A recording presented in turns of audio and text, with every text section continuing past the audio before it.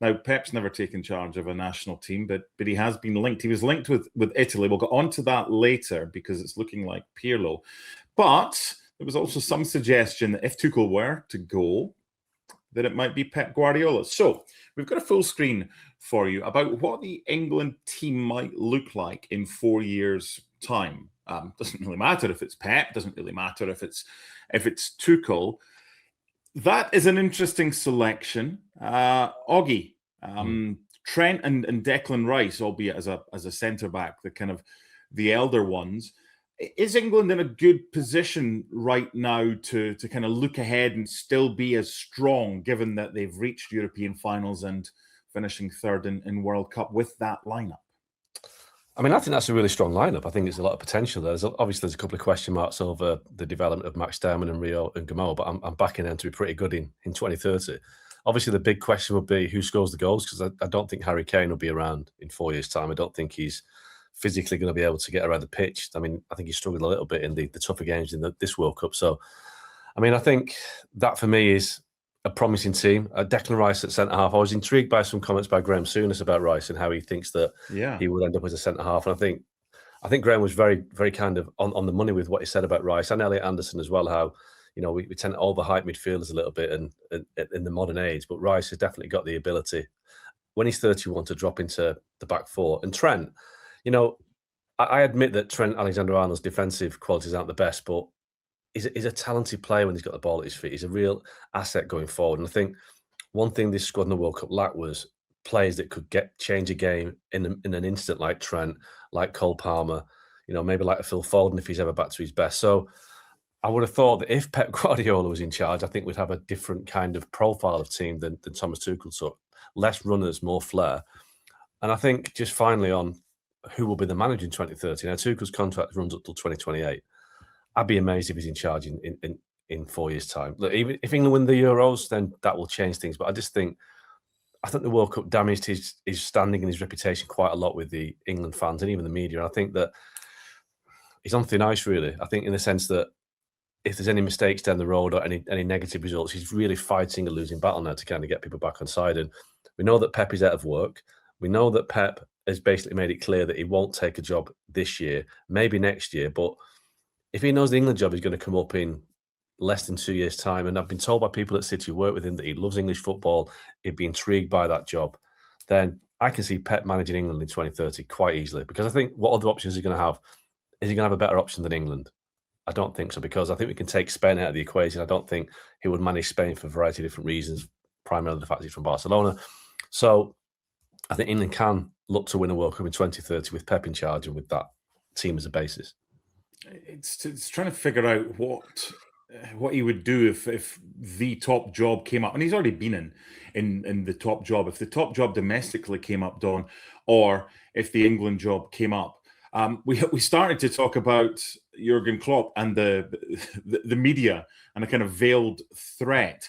How do you think Pep Guardiola would cope at the first stage of maybe one or two failings, and the likes of Oggy and Rob Dawson and James Ollie and co having a go at him if Pep was to become England manager, Don? Listen, I don't think journalists would dare have a go at him because, you know, he is what he is and he's a serial winner. He's one of the best I think I've ever seen in the game. I think the comments that Thomas Tuchel made were a sackable offence, really, when he turned around and he questioned the English DNA, yet he picked runners instead of ball players. You know, he took Elliot Anderson and Declan Rice to play in midfield. He played Nico O'Reilly in the middle of midfield. Where was the likes of Wharton? Where was the likes of Kobe Mainu? Where was the likes of Cole Palmer, Phil Foden? Now, you can say they're out of form, some of them, and I'm okay with that. But Thomas Tuchel more or less saying, well, we haven't got the ball players. I'm going to pick runners. I'm going to pick guys that are powerful. I'm going to pick guys that can get around the pitch. Well, you're not giving the footballers a chance. I mean, it's a crime. It's criminal that Adam Wharton was left at home in a 26-man squad. And no one can convince me that Trent Alexander-Arnold is not in England's best 26 players. No one in the world can ever convince me he's not. So I thought Kobe Mainu not getting any minutes in games that he should have. The lack of Adam Wharton not even travelling when he would have been perfect in some of the games, especially the Argentina game. Pep, I think, will know exactly what he's doing. I think he'll completely revamp it. I think he won't pick as many runners. I think he'll want ball players. We've seen over the years with the likes of David Silva and Bernardo Silva, Ilkay Gundogan. You don't have to be a runner as long as you've got a football brain.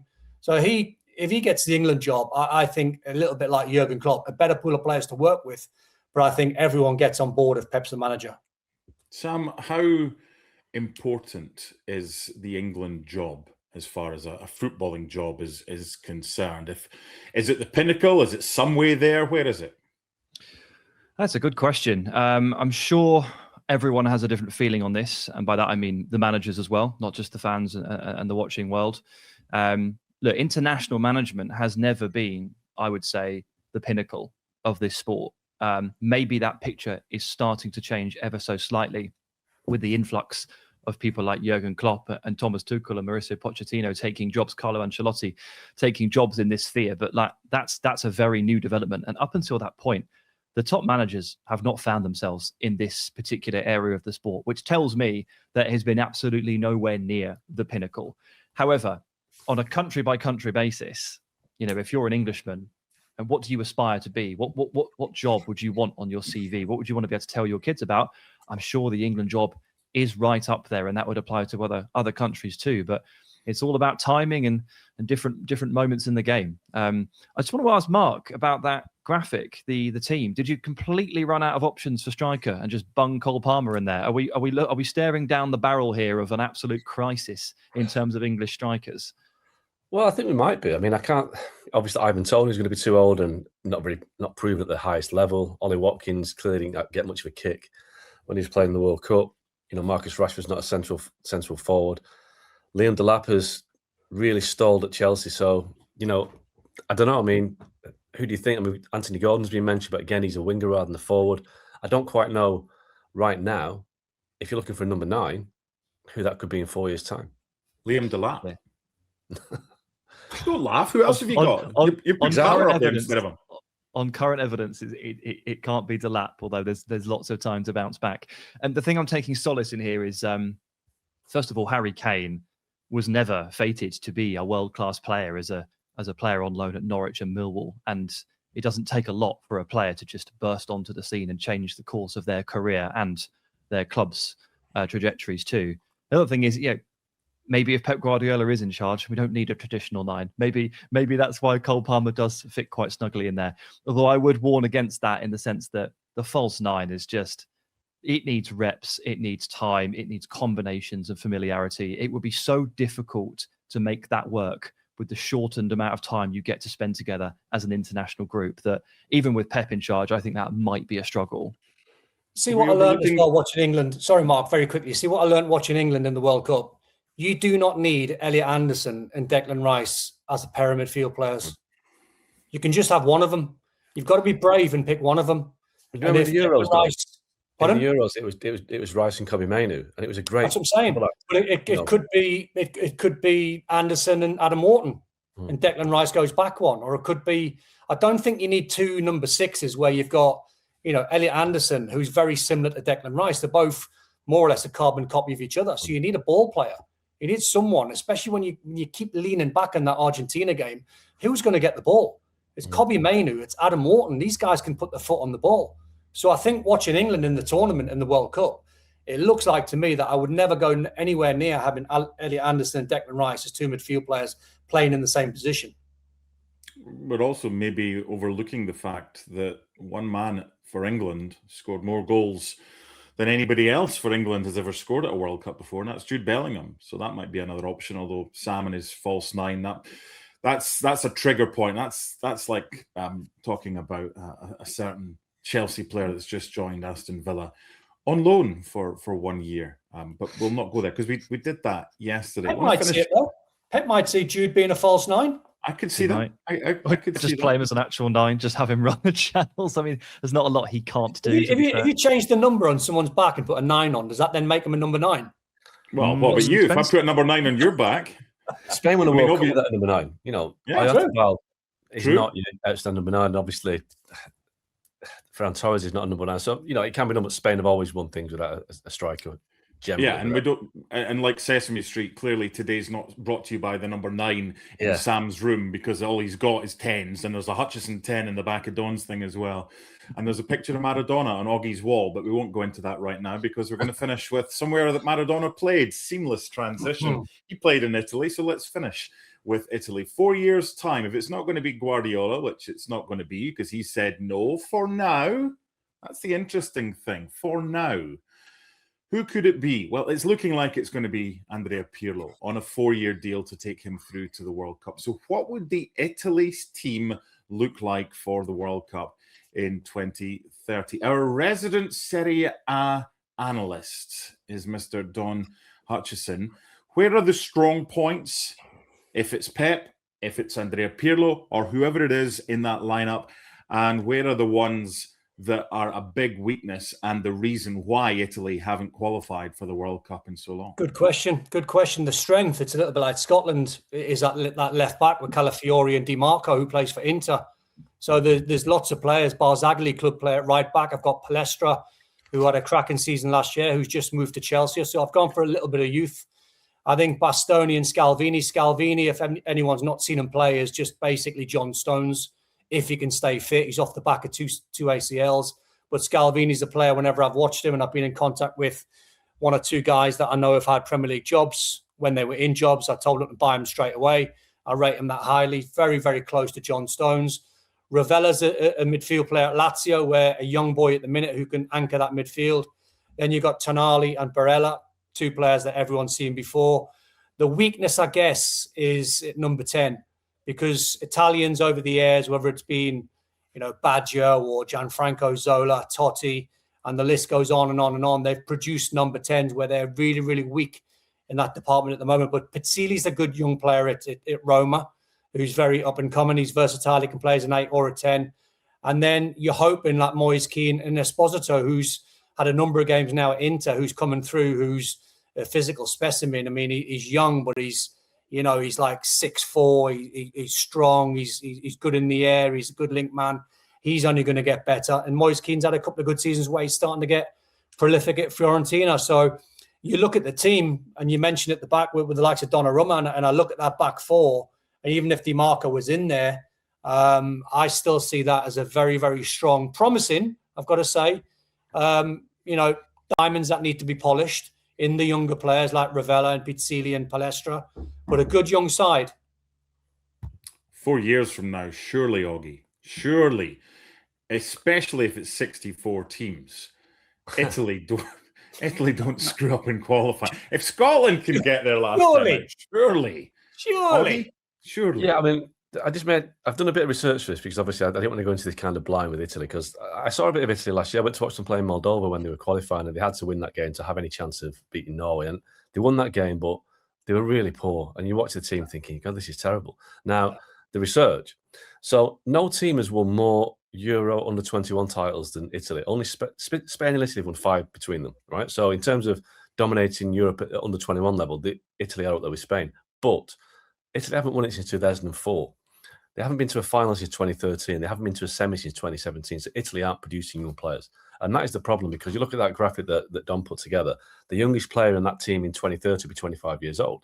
Now, suggests to me that there's not a lot coming through. And that is the big concern. Italy used to produce players all over the pitch. They were fantastic. They're, a real heavyweight of world football. But when was the last time Italy produced a player that the top clubs in Europe wanted? I can't think. I mean, obviously, Tonali's gone this summer to Tottenham, but he went from Newcastle to Spurs. We're not talking about Barcelona, Real Madrid, Man City, Liverpool. Italy doesn't produce players anymore. And that's a real sad indictment. So, yes, I think that they should qualify for the World Cup in 2030, because I can't see 4 World Cups going by with Italy. But will they compete to win it? I don't think so. Italy needs a total root and branch kind of review of what's going on. The league, the team, everything, because the Serie A is a dying league. So I don't know where they start. I think that's very fair. And I think what they have to do, and it starts with young kids who are in school now, because I mentioned the likes of Baggio and Del Piero and Totti and Zola. Coaches now have got to be brave to recognize these kids are in school. These Del Pieros and Baggios are out there. They're all out there. But Italy have to be brave now and more or less get away from, whether it's a Premier League thing, whether it's a Europe thing. Spain are different because their DNA is to play football. but get away from picking the big, fast, tallest, strongest players.